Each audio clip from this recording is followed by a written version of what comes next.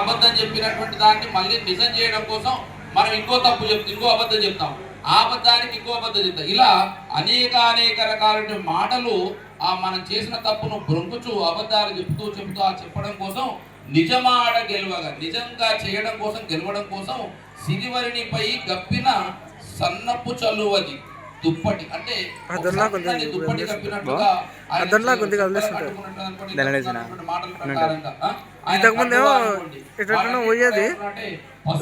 ఇప్పుడు వీడియో చేసేటప్పుడు ఎప్పుడైనా లెన్స్ క్లీన్ చేయాలని లెన్స్ క్లీన్ చేసినాక క్లారిటీ మంచిగా వస్తుంది. ఫింగర్ ప్రింట్స్ వెళ్ళి పెడతాం కదా దాని మీద, ఫింగర్ ప్రింట్స్ పడితే నీట్ రాదు. అంటే అబద్ధాలు చెప్పొద్దు అని చెప్పేదను వినుము కొలనుకు, చెప్పేదను వినుము కొలనుకు నే తప్పికనే త్రావబోవ తామర పువ్వుల్. చెప్పేదను వినుము కొలనుకు తప్పికనే త్రావబోవ తామర పువ్వుల్. గప్పిన దప్పటి వరసిన ఉప్పడి అది పసుపు కాదు భూవర పుత్రి.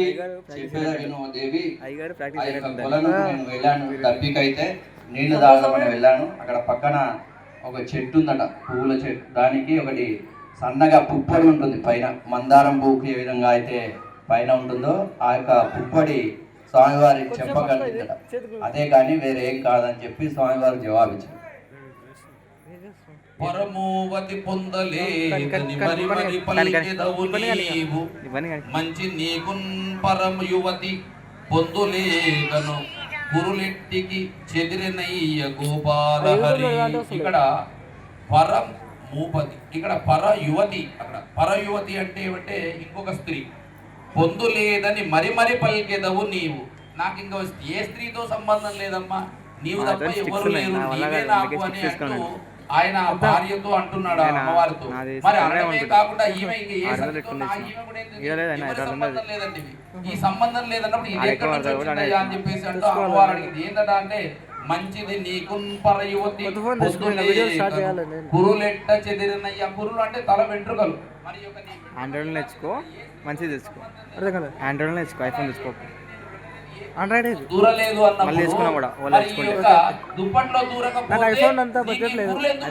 18 ఈఎంఐలో 18,000 ఐక్యూ, వివో ఐక్యూ Z10. కోరెండ పొదల మాటున జారల పులియున్న దాని చంపుట గొరగై దూరగను పొదల క్రిందికి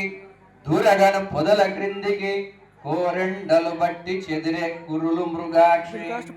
స్వామివారి నేను వేటకి వెళ్ళాను కదా, అక్కడ కోరెండ పొదలు అంటే అసలు ఎండ తాకినటువంటి ఒక పెద్దటి పొద ఉన్నదట. ఆ పొదలో ఒకటి పులి ఉన్నదట, జారల పులి. జారలు అంటే చారలు ఉన్నటువంటి పులి.